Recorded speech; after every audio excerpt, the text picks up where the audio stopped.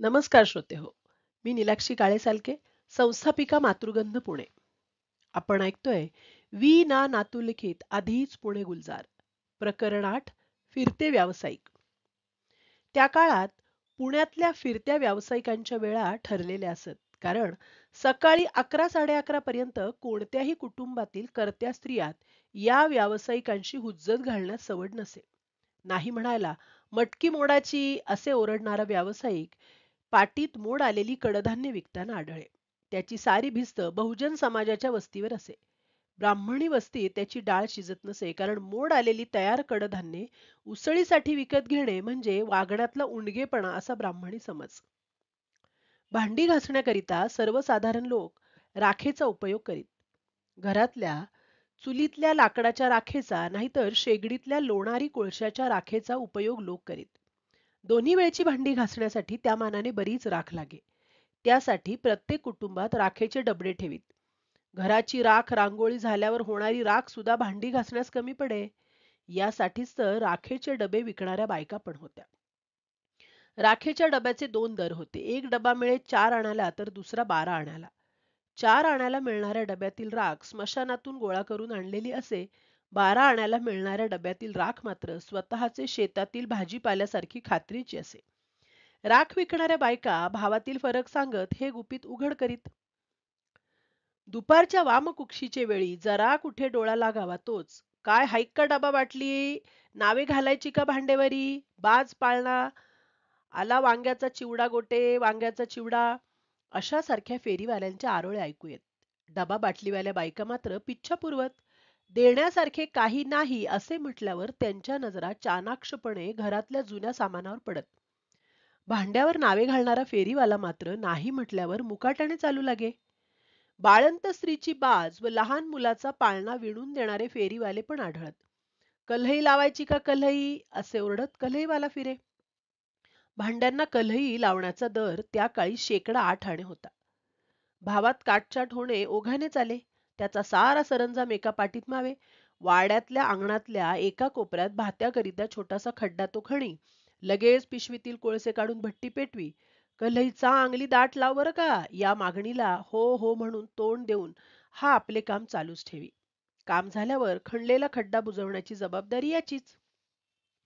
"कलिंगड लाल लाल मखमलची टोपी घाल, हळूहळू चालणाऱ्या राघूला पेरू घाल. कलिंगड गोड गोड पाकिटाची गुंडी तोड, चवली मोडणाऱ्या पैशाला पैसा जोड." हे गाणे म्हणत म्हणत विक्री करणारा फेरीवाला डोक्यावरच्या पितळीत कलिंगडाच्या लाल सुटूक खापा ठेवी. पितळीवर लाल फडके आच्छादलेले दिसे. हा व्यवसाय उन्हाळ्यातलाच. कलिंगडाचे सरबत विकणाऱ्या हातगाड्या पुण्याच्या पूर्व भागातच आढळत. तसेच उसावे कर्वे बर्फाच्या लादीवर ठेवून विकण्याचा व्यवसाय पूर्व भागातच चाले. या पदार्थास गंडेऱ्या म्हणत. पाट्या वरवंट्यांना टाकी घालणाऱ्या वडारी स्त्रिया पण दिसत. त्यांच्यात चोळी घालण्याचा प्रघात नसे. पातळाच्या पदराने त्या अंग झाकीत. जुन्या कपड्यांच्या बदल्यात नवीन भांडी देणाऱ्या त्या जोशी समाजाच्या बोहारणी. गिऱ्हाईक स्त्रीची आणि बोहारणीची झटापट पाहणे मनोरंजक असे.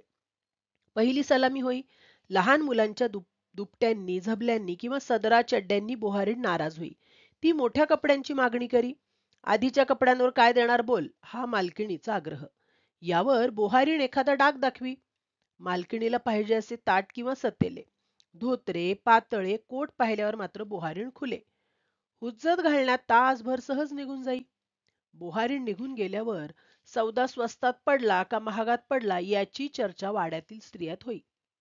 शहराच्या पूर्व भागात रात्री उशिरापर्यंत चौकात गप्पांचा फड चाले.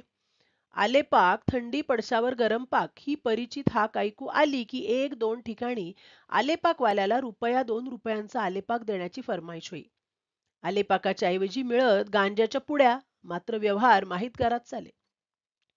पाठीवर कापडाचे भारी बोचके घेऊन फिरणारे चिनी कापडवाले दुपारी रस्त्यावरून फिरताना आढळत. यांचे कापड रेशमी असून बाजारापेक्षा जरी स्वस्त वाटले तरी खात्रीचे नसे. लहान लहान व्रात्य मुले स्वतःचे नाक खाजवून त्यांना वाकुल्या दाखवीत. कापडवाला अंगावर आला की मुले पळून जात. खाजवून खरूज काढण्याचाच हा प्रकार. पुणेकरांचा परिचय डालडा तुपाशी होण्याचे आधी पुण्यात तळणीसाठी तळणीच्या तुपाचा वापर करीत. या तुपाची पावकी, पावशेर तळणीच्या तुपाचे जस्ताचे डबे मिळत. दिवाळीच्या फराळाचे पदार्थ तळण्यासाठी याच तुपाचा उपयोग करीत. याचा वापर खाण्यासाठी करीत नसत. दुसऱ्या महायुद्धाच्या काळात पुणेकरांना डालडा या वनस्पती तुपाचा परिचय झाला.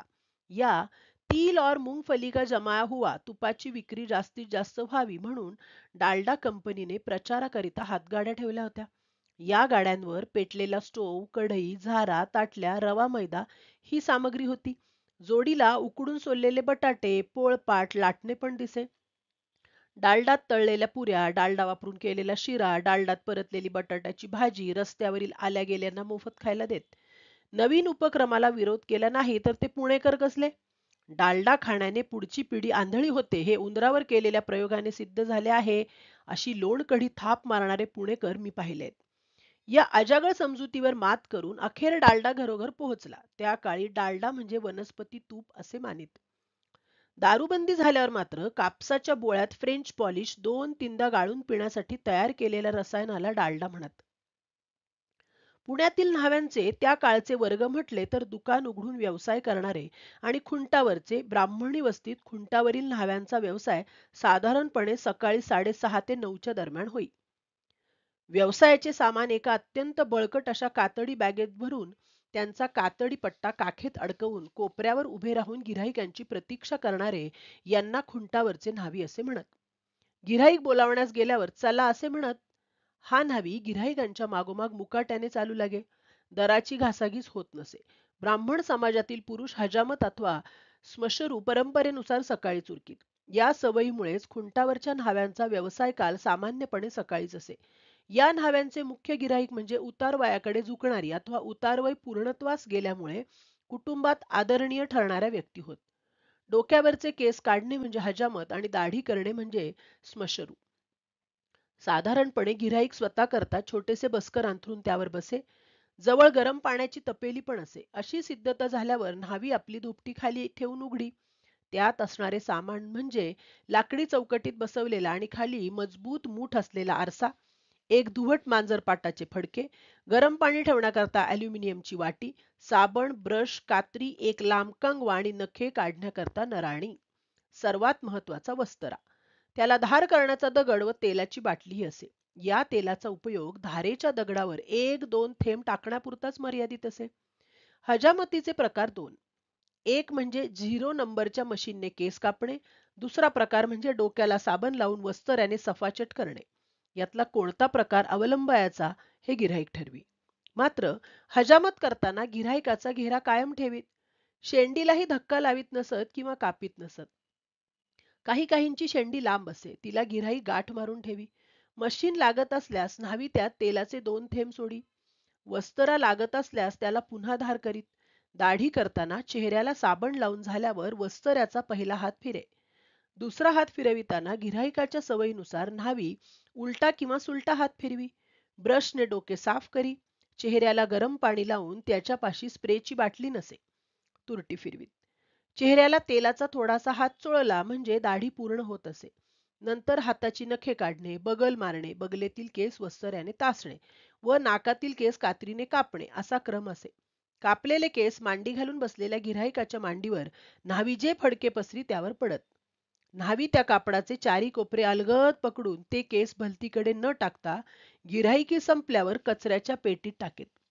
लगेच घरात लहान मुले असल्यास व त्यांचे केस खरोखरीच वाढले आहेत अशी खात्री पटल्यास वडील त्याला न्हाव्यासमोर बसवायला सांगत व केस कोणत्या पद्धतीने कापायचे याची न्हाव्याला सूचना देत. मुलाशी न्हावी शक्यतो प्रेमळपणे वागे. त्याच्या हातात आरसा देई व गोड गोड बोलून आपले काम सुरू करीत. 5 वर्षाच्या मुलाला बिस्किट ठेवण्याचा प्रघात होता. हे बिस्किट म्हणजे डोक्यावरचे बाकीचे केस 0 मशीनने साफचट करून कपाळाच्या वरती असलेला केसांचा एक लहानसा झुपका. मुलाची मुंज होताच बिस्किटाची जागा शेंडी घेई. हजामत झाल्यावर न्हाव्याच्या झालेल्या विटाळामुळे पुरुष मंडळी आंघोळ केल्याशिवाय घरात कशालाही शिवत नसत. न्हाव्याचे पैसे अगोदरच काढून ठेवण्याची खबरदारी घेतली जाई. खुंटावरच्या न्हाव्याचे दुसरे गिऱ्हाईक म्हणजे ब्राह्मणी कुटुंबात असलेली लाल आलवण नेसलेली विकेशा विधवा स्त्री. या स्त्रीचे वाढलेले केस क्वचित बाहेर डोकावत असत. न्हाव्याला केशवपनाकरिता बोलावणे त्यांच्या फारच जीवावर येई. घरातील लहान मुलाला नुसते बोलावून आण असे म्हटले जाई. या स्त्रिया न्हावी हा शब्द उच्चारत नसत. स्त्रीचे केशवपन अडगळीतील खोलीत होई. सभ्यपणा झुगारून देऊन अशा स्त्रीची टिंगल-टवाळी केल्याचे माझ्या पाहण्यात नाही. न्हाव्यासमोर बसण्याची अघोरी शिक्षा अशा दुर्दैवी स्त्रियांना टाळता यावी म्हणून याही पूर्वी बरीच वर्षे पुण्यातील दत्तूभट नावाच्या ब्राह्मणाने आपल्या पत्नीस हे काम शिकवून तयार केले होते, असे माझ्या वाचनात आहे. खुंटावरचे न्हावी चौकातल्या कोपऱ्यावर चवड्यावर बसलेले दिसत. आळीतले कोणते गिऱ्हाईक कोणत्या दिवशी दाढी व हजामत करी यांची त्यांना पूर्ण कल्पना असे.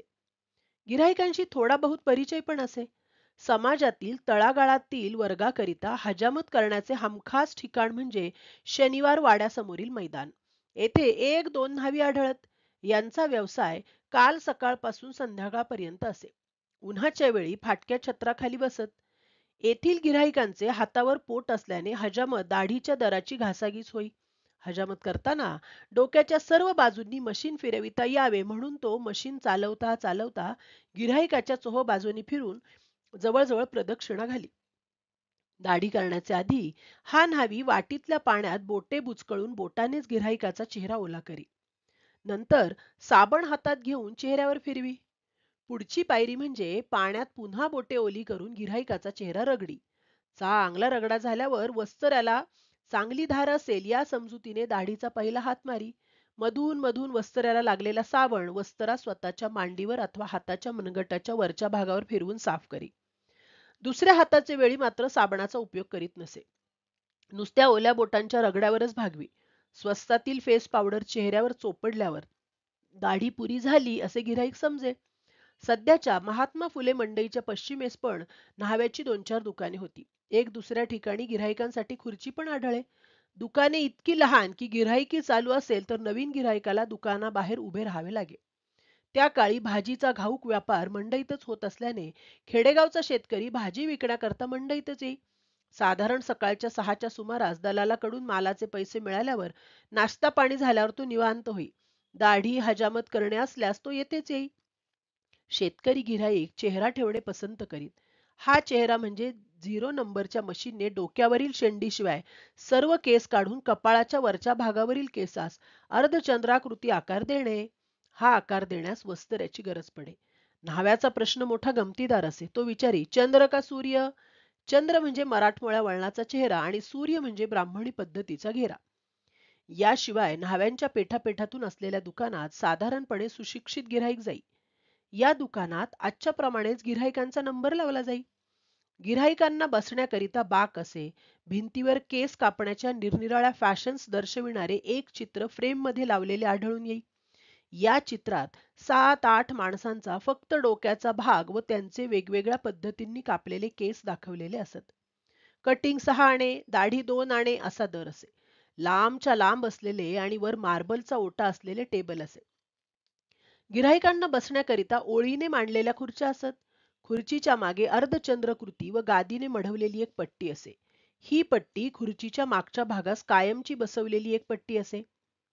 ही पट्टी खुर्चीच्या मागच्या भागात बसवलेली असून तिचा उपयोग ती आवश्यकतेप्रमाण वर खाली करून गिऱ्हाईकांची मान टेकण्याकरता होई. गिऱ्हाईकांच्या समोर मोठा आरसा असे. तसेच गिऱ्हाईकाच्या डोक्याच्या मागच्या भागाचे प्रतिबिंब योग्य रीतीने दिसेल असे आरसे मागच्या बाजूला बसवलेले असत. त्यामुळे डोक्यावर चाललेली कारागिरी पाहणे गिऱ्हाईकास सोपे जाई. जरा वस्त्रा फिरवला, जरा कात्री चालवली किंवा जरा मशीन फिरवले तर न्हावी सुगंधित पावडरचा पफ मारी. कटिंग झाल्यावर शेजारीच टांगलेला लहानसा आरसा हातात धरून न्हावी ग्राहकाच्या मागे उभा राही. समोरच्या आरशात पाहताच डोक्याच्या मागच्या भागाची सजावट कशी काय झाली आहे हे पाहण्याकरता गिऱ्हाईक 2-3 वेळा तरी मान वळवी. त्या हालचालीवर हुकूम न्हावी आरसा फिरवीत उभा राही. ठीक आहे असे गिऱ्हाईकाने म्हटल्यावर न्हावी आरसा पुन्हा खुंटीला टांगून ठेवी. दाढी करणे असल्यास खुर्चीच्या मागील पट्टी न्हावी आपल्या सोयीनुसार खाली आणी. दाढी झाल्यावर पाण्याचा स्प्रे मारीत.